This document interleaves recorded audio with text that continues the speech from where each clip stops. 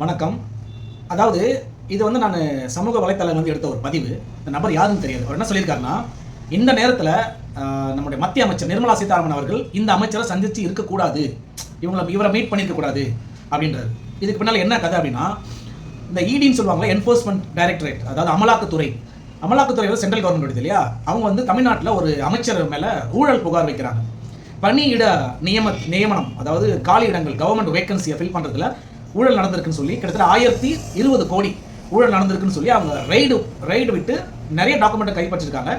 அமைச்சர் பேர் வந்து KN நெஹ்ரு, டிஎம்கேவுடைய ரொம்ப அனுபவம் உள்ள அமைச்சர் அவர்.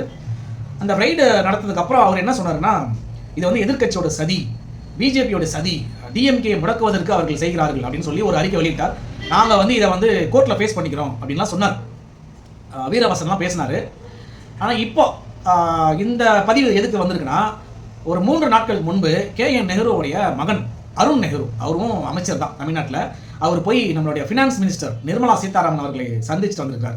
இந்த நேரத்தில் போய் சந்திச்சிருக்காங்கன்னா எதுக்கு சந்திச்சிருப்பாங்க? அப்படி மக்கள் நலனுக்காகவும் எங்கள் தமிழ்நாட்டை நீங்கள் தான் காப்பாற்றணும் அப்படின்னு சொல்லிட்டு தான் இவர் நிர்மலா சீதாராமன் அவர்கள் காலில் விழுந்திருக்காரு அப்படின்னு நம்ம புரிஞ்சிக்க முடியுமா? இப்போ எந்த தருணம் இந்த தகவல் எங்கே நிற்குது அப்படின்னா, அமலாக்கத்துறை ரைடு பண்ணி அவங்க டாக்குமெண்டேஷன்லாம் செக் பண்ணதுக்கப்புறம் எஃப்ஐஆர் போடுற அளவுக்கு வந்திருக்கு. KN நெஹ்ரு மேலே எஃப்ஐஆர் பதிவு பண்ணுற அளவுக்கு சூழ்நிலை வந்ததுக்கு அப்புறம் இவர் போய் சந்திச்சிருக்கார், நேருடைய மகன். இந்த சந்திப்புக்கு அப்புறம் தான் இந்த நபர், இந்த ஐயங்கார் அப்படின்ற நபர் வந்து ஒரு பதிவு போட்டிருக்காரு. இந்த நேரத்தில் வந்து நிர்மலா சீதாராமன் அவர்கள் இந்த மந்திரியை வந்து சந்திச்சிருக்கக்கூடாது, ஒருவேளை எஃப்ஐஆர் போடுவதில் தாமதம் ஏற்பட்டால் இந்த சந்திப்பு தான் அதுக்கு காரணம் அப்படின்னு அவர் குறிப்பிட்டிருக்காரு. இந்த பதிவை பார்த்து தான் இந்த தகவலை எல்லாருக்கும் சொல்லணும்னு ஆசைப்பட்டேன். நன்றி, வணக்கம்.